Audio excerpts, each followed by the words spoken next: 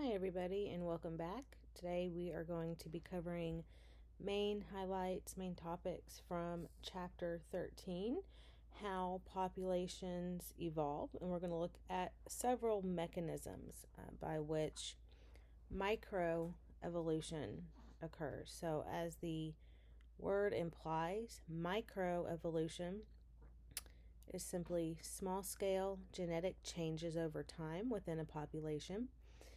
And that is different than macroevolution, which is what the general public thinks of when we say the term evolution, like the monkeys to man evolution or molecules to man evolution. That's not what we're going to be covering in this chapter. For most of human history, the idea of fixed species was the prevailing thought for why we see what we see and how it came to be here. So, especially Greek philosophy, Greek ideals purported that species are fixed entities and they don't change.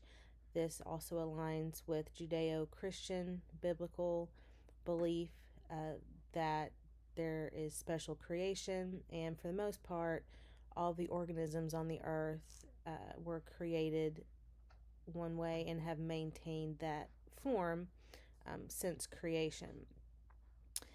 Another thing to note is that for most of human history as well, and almost all civilizations, the age of the earth was not billions of years as scientific theory holds today, but more in the realm of thousands of years. So the idea of fixed species go hand in hand with the young earth creation theory that maintains that the earth is around 6 to 10,000 years old and that everything alive came into being relatively recently. However, in the 1800s, there was a perfect convergence of social reform, falling away of religious doctrine, and the rise in naturalism biology that challenged these widely held beliefs. So, things like fossils were coming into vogue and being studied, which made scientists question creationism and the notion of fixed species. At the same time, the Enlightenment was also ramping up, which was a phenomenon that saw society falling away from religious dogma and religious control, and human secularism was really reigning supreme. So, society as a whole was starting to detach from religious beliefs and embracing modern scientific ones.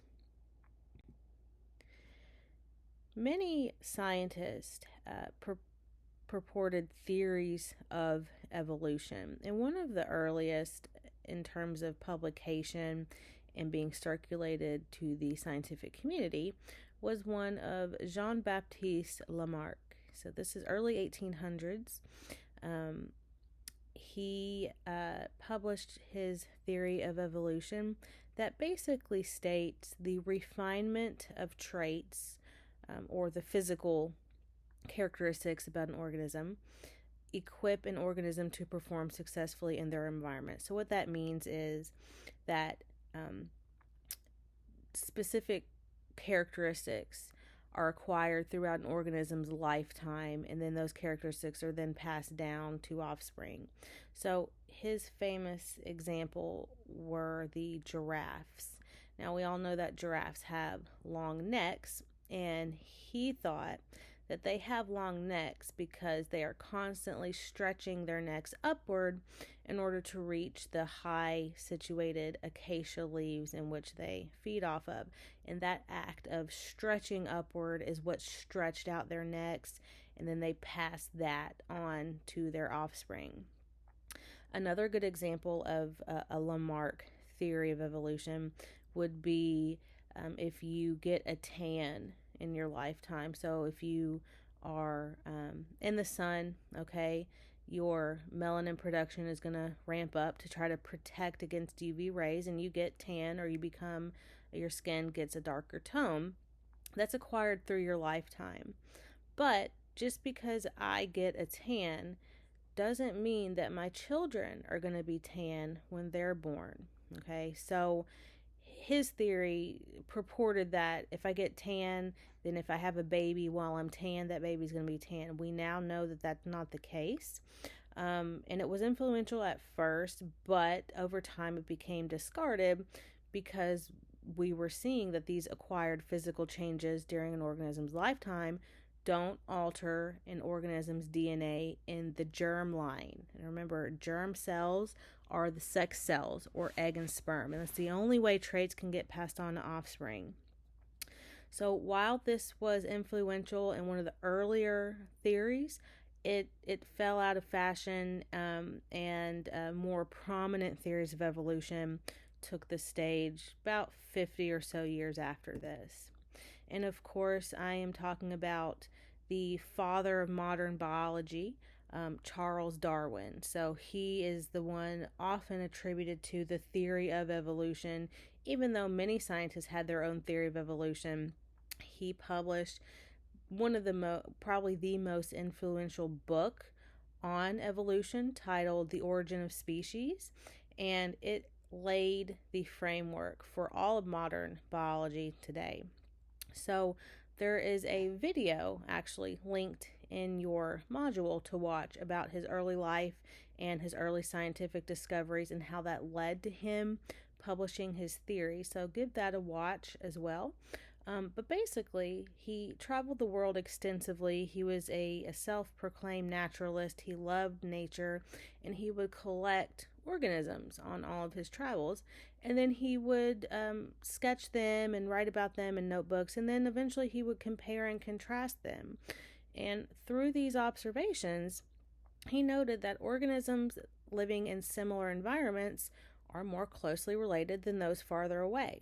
Okay, so all of this was percolating in his mind to eventually lay his framework for his theory of evolution. And he was also one of the first notable and respected scientists to fall away from the young Earth creation theory. So he did not maintain that the Earth was less than 10,000 years old, as most of the population did at the time, and that aligned with many religious texts. But he actually purported that the Earth is in orders of magnitude of millions of years old, and in current day, scientists claim that it's even billions of years old. So he came along right at the perfect time in history to be able to publish these theories and not be essentially persecuted by the church. And the scientific community ran with it. They really embraced his theory, and that's what every biology class in the world pretty much teaches today, is his theory of evolution. So his observations and personal beliefs, by the way, so a lot about evolution itself really does depend on your worldview. So at the time when he was doing his scientific discoveries, he had fallen away from religion itself. So there were some things in his personal life that led him to become very bitter towards God, and so he did not maintain that worldview of a higher power any longer. So that allowed him to shift his worldview to try to find a more natural explanation for why we see what we see. So his observations and those personal beliefs led him to develop his theory of evolution. And this is it in a nutshell: that over time, differences in organisms gradually accumulate by a process we call descent with modification. And the mechanism by which this happens, he called natural selection. And I'm sure we've all heard that term before, but the technical definition for natural selection is individuals with certain inherited traits, which we can call adaptations, are more likely to survive and reproduce than others. And that's it. That's it. If you are better adapted to your environment than your neighbor, you are more likely to survive and you're more likely to reproduce. And that's going to give you an advantage over everything else. And so natural selection has favored you to basically spread your genetics down through time. So he did collect vast observations and compared organisms. And there are also two other pieces of evidence that he used to bolster his theory. And again, keep in mind that this is only a theory. So the theory of evolution. So we went over what a theory was way back in chapter 1. And it's a widely accepted explanation supported by evidence. Okay, it's not absolute truth. We don't even call it a fact. It's just an idea that a lot of people adhere to and have seen some compelling evidence for. And that's it. And so, along with his observations, he also used fossils.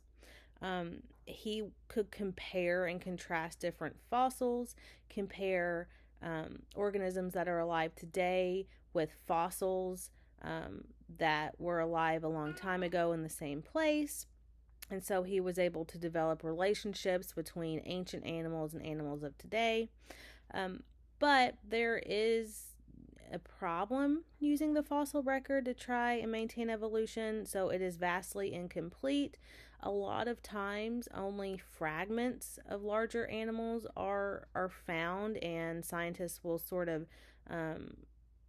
extrapolate what the whole organism looked like based off of maybe even a tooth sometimes. So again, there's some pros and cons to using fossils to bolster evolution. Another piece of evidence that he used is called homologous structure. So we've actually seen terms very similar to this throughout the semester. So that prefix homo is for the same. Logos just stands for a structure here. And these are similar structures found in different organisms that can infer common ancestry. So, for example, okay, the eyeball. A lot of animals have eyeballs, like octopus has an eyeball, cats, humans, okay, similar structured eyeballs, I would say, as opposed to like the eye of an insect. So he was able to take very similar homologous structures like an eyeball or even hand bones. So obviously humans have hand bones. Mammals like cats and dogs and lions have bones of their hands or paws. But not only that, very different organisms like whales and manatees also have hand bones. So, he was able to see all of this and say evolution's a remodeling process. He even went so far as to claim that basically everything alive today started as one organism because all of life uses central dogma as its life-giving ability. So we learned about central dogma last time, the DNA to RNA to protein sequence. All of life does that. And he theorized, well, because every living thing does central dogma, every living thing must be related. A con, okay, to using homologies is that, well, yeah, of course, everything's going to be similar because there's a common creator, all right? So again, I'm just playing devil's advocate here. There are always pros and cons to any piece of evidence, especially when we get into evolution. And at the end of the day, it really does just come down to your worldview and your beliefs in terms of the large-scale evolution. So here's a good example of a homologous feature and a fossil.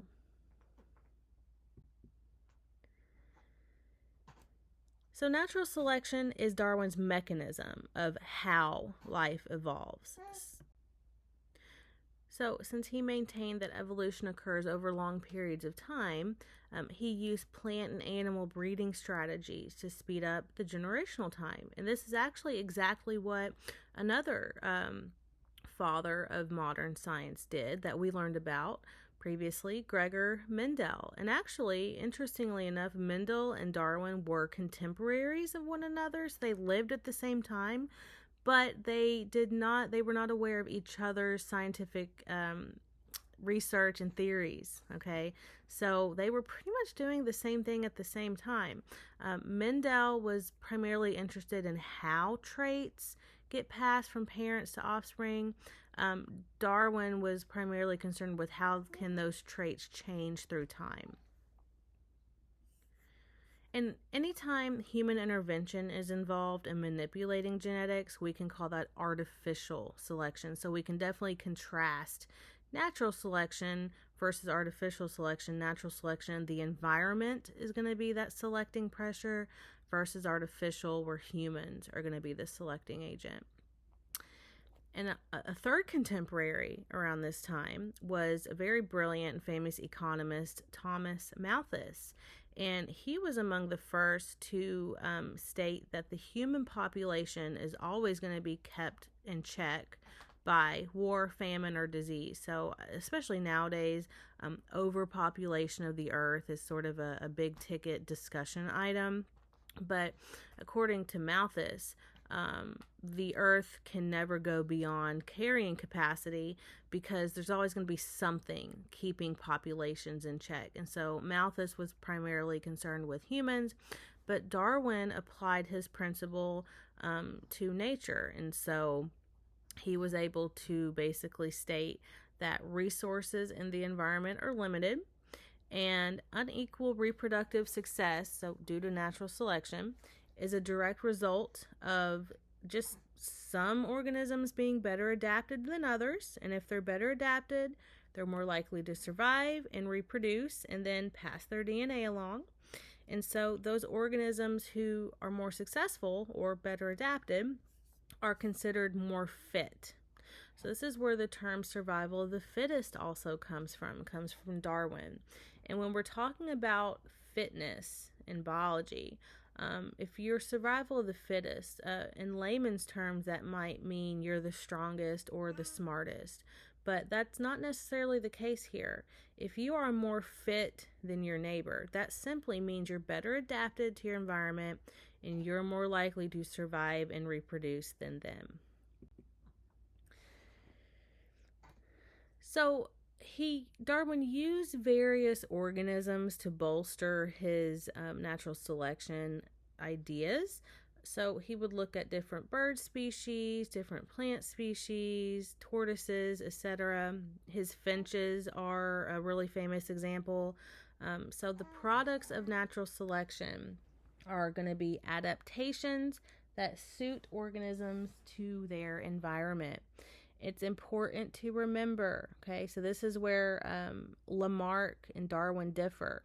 So individuals don't evolve. So if you think back to Lamarck and his giraffes, he maintained individuals do evolve, but in fact, individuals don't evolve. Populations of individuals evolve, and you have to have the element of generational time. So you have to give those adaptations time to accumulate in the population. And as they do, so as those adaptive traits become more common, other traits that aren't as beneficial eventually disappear. Other really good examples of this is insect resistance to pesticides and bacterial resistance to antibiotics. So on your own, you can pause the PowerPoint and try to come up with an answer, and then I can explain it for a little bit. So we know that it's the genetic variation within populations that's sort of what natural selection acts on in terms of evolution. But where does that genetic variation originate from? Where does it come from? Darwin proposed that natural selection was the primary mechanism, but then how does that selection act on the fittest individual? And again, that question was answered by a contemporary of Darwin's, Gregor Mendel, but unfortunately they weren't aware of each other at the time. So the first source of genetic variation in which natural selection can act on are mutations.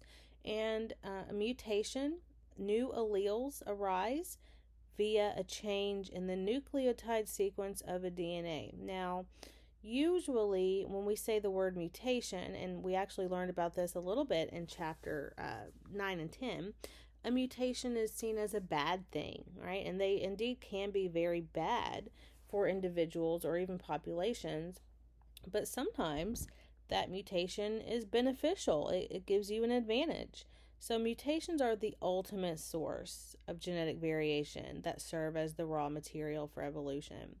If you are multicellular, only mutations in your germline or the sex cells are going to be passed to offspring. So, not only do you have to accumulate a mutation, you have to accumulate a mutation on a stretch of DNA that codes for a gene.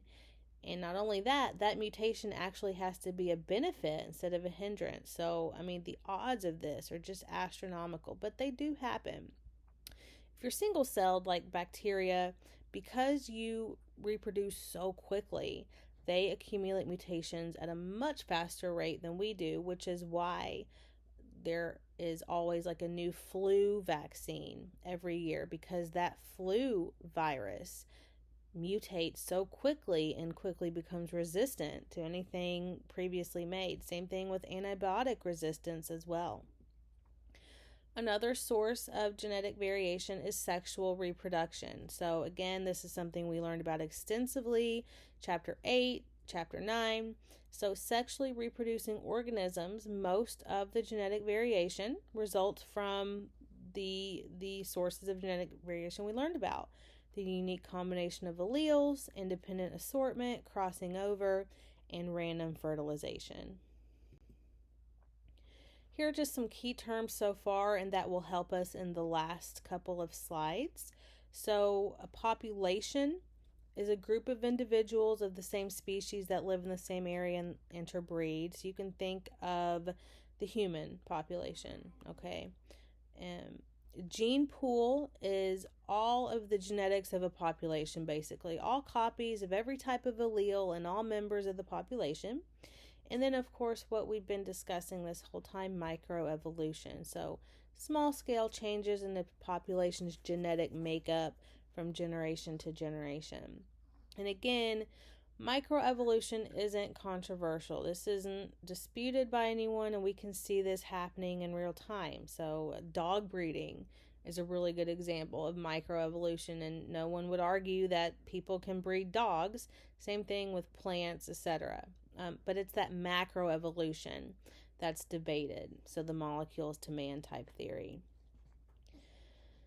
So then you may ask yourself, well, what mechanisms can change a gene pool? So we know that microevolution is just the change in allele frequency of a gene pool, but what causes this change? And there are 5 mechanisms, and 2 of them we've actually already learned about. So number 1, probably the most famous example, is natural selection, of course. So again, it's the process where organisms with traits better suited to their environment, more likely to survive, reproduce, pass those advantageous traits on. This is the most important mechanism for evolutionary change, because it's the only process that promotes adaptation. Populations consist of varied individuals. Some variants leave more offspring than others, and the selecting agent in this mechanism is the environment. And again, just to recap, this is where the term survival of the fittest comes into play. Refers to evolutionary fitness, not necessarily the fastest or the strongest individuals. So again, the fittest organisms are those best adapted to their environment. That means they can out-survive and out-reproduce their competitors. Second mechanism of microevolution is sexual selection. It's a form of natural selection, but this is where, instead of the environment being the selective pressure, we have mate preference as the selective pressure. So this is where individuals with certain traits are more likely to reproduce than other individuals. So they're better adapted to obtain mates somehow. Direct impact on fitness, it's very powerful. So a perfect example of this would be the peacock. So this photograph shows you a very ornamental ornamented, brightly colored male peacock. And normally, this would be a problem for any type of prey species because they're going to stand out and they're not camouflaged. So they're going to be very easy for predators to see, and you would think that that would be a disadvantage. But because the female prefers to mate with males that are very brightly colored, very auspicious, highly ornamented, those males get the chance to breed and pass on their genetics. So they are more fit than a more drab male because of sexual selection. And almost all of the time in nature, females are going to be the selecting agent. So the females are going to be the ones who choose who to mate with. Third mechanism, artificial selection. So again, this is where human intervention directs the outcome of the gene pool. So it's where we selectively breed organisms for desired traits. And great examples of this would be dog breeding. And even all of our crop species today have been artificially selected for higher yield, higher seed, able to survive temperature swings, drought, and relative size of the food. Fourth mechanism is called genetic drift. And this is a change in the gene pool due to chance. So chance is actually the selecting agent here. And this is the only one of the mechanisms that has a negative connotation or that impacts the gene pool negatively. And there are two types of genetic drift. So the first type is called a bottleneck effect. And this is when a natural disaster or plague or something kills a large percentage of the population and leave a few survivors. And then those survivors establish a new gene pool because that's all that's left. But if those survivors are ill adapted, then that new population is going to be ill adapted. So you lose an incredible amount of genetic diversity. And the more genetic diversity you have in a population, the stronger that population is. So anytime you reduce numbers of individuals, that's not a good thing at all because you can't bolster your gene pool. Another example of genetic drift is called the founder effect. And this is when a small new population is established by a few individuals. And so this new population's gene pool can differ from the parent population. So here are some visuals of those two instances. A bottleneck effect, so you have our parent population. Some disastrous event happens that drastically reduces the population size. Your surviving individuals are all that you have to establish a new gene pool. So think of the bubonic plague in Europe. That's a good example of a bottleneck effect. And our founder effect here, we have our mother population, and we can see a few individuals decide to leave and start a new population, and that new population doesn't represent that original population, so we've lost a lot of diversity in doing that as well. Other great examples, especially relevant to where we are here in Kentucky. So a bottleneck effect happened to the American bison when their numbers were decimated greatly by European settlers who hunted them to extinction almost because they wanted all of that land for grazing their own livestock. And a great example of a founder effect would be the Fugates of Appalachia, or the Blue People, if you've ever heard of them. A few individuals from Europe who carried a rare genetic disorder immigrated here, settled in a very isolated region of Appalachia, established a new population, and because there were so individuals doing that and they were so isolated, those genes for blue skin stayed in that population and became pretty dominant. Fifth mechanism is called gene flow, and this is just an exchange of genetic information within other populations. This is always good because anytime you get more genes coming into a gene pool, that's going to strengthen your gene pool. So think of immigration, even. So new people coming into a country, that's gene flow. They're bringing new alleles, new genetic diversity into a population. So may gain or lose alleles when fertile individuals move out or in, and it tends to reduce differences between populations, okay? But this has an overall positive effect on gene pools. So just some things to keep in mind about this chapter. Genetic drift, gene flow, and mutations cause microevolution.